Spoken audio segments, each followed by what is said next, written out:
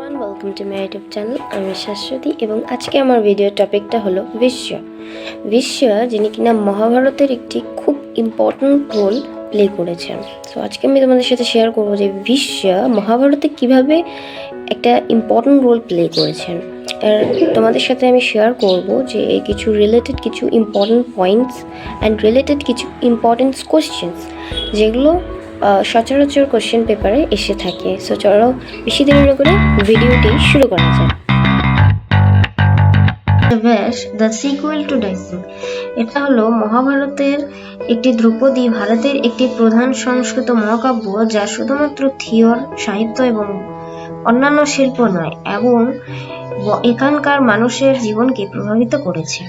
ভারত একটি কাব্যকে সাধারণত একটি গল্প হিসাবে বিবেচনা করা হয় যা সমাজে উচ্চ মর্যাদার ব্যক্তিদের জীবন বর্ণনা করে। একটি মহাকাব্য হিসেবে এটি একটি মর্যাদাপূর্ণ উন্নত ভাষার রাজা ও রানীদের জীবন ও কর্মের বর্ণনা। গেম অফ ডাইস ছিল একটি আঘাতমূলক টার্নিং পয়েন্ট এবং মহাকাব্য ভারতের একটি গুরুত্বপূর্ণ তাৎপর্য ছিল, কারণ যদি পাশা খেলা না হতো তবে পাণ্ডব এবং দ্রৌপদীর কোনো অপমান হতো না। এরপরে আছে ইম্পর্টেন্ট রোল অফ ব্যাস।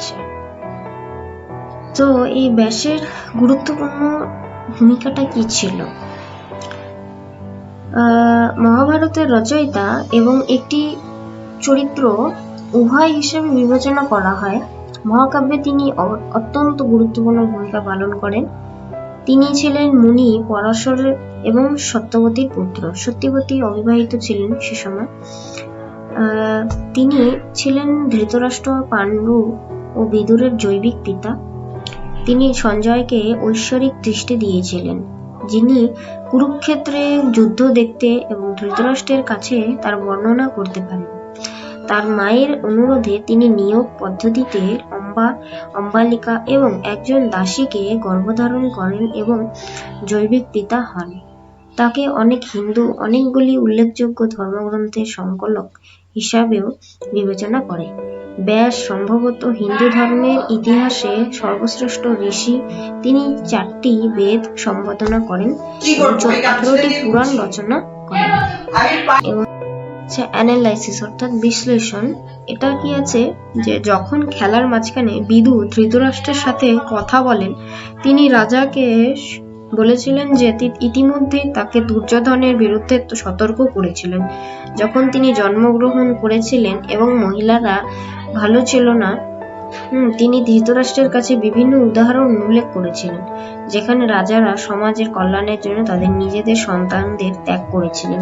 এসব দুর্যোধন ক্রোধে বিদুরকে জবাব দেন এবং পাণ্ডবদের প্রতি পক্ষপাতিত্বের জন্য তাকে দোষারোপ করেন। বিদুরের সব যুক্তি বৃথা হয়ে গেলে শকুনি যুধিষ্ঠিরের সাথে খেলা চালিয়ে যান।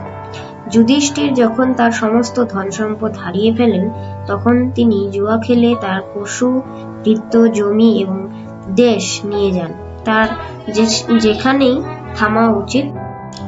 আচ্ছা, গুরুত্বপূর্ণ পয়েন্টগুলো কি আছে?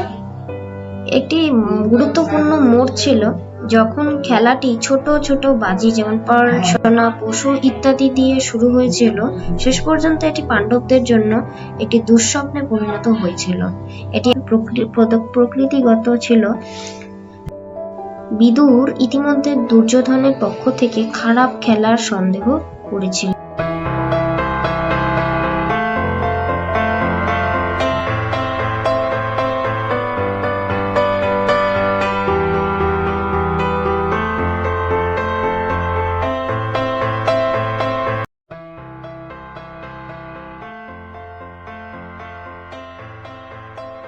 ফ্রেন্ডস, আজকে আমার ভিডিও টপিকটা তোমাদের কাছে কেমন লাগলো সকলে কমেন্ট করে জানাবে ভিডিওর কমেন্ট সেকশানে। এবং যদি আমার ভিডিওটি একটু ভালো লেগে থাকে তো অবশ্যই একটি লাইক করে দিও এবং আমার চ্যানেলটিকে সাবস্ক্রাইব করে আমার চ্যানেলের সাথে থেকো। সো আমার চ্যানেলের সাথে থেকো অ্যান্ড তোমরা ভালো থেকো সকলে। সো দেখা হবে নেক্সট ভিডিওতে, যেটা খুব তাড়াতাড়ি আসতে চলেছে। So thank you.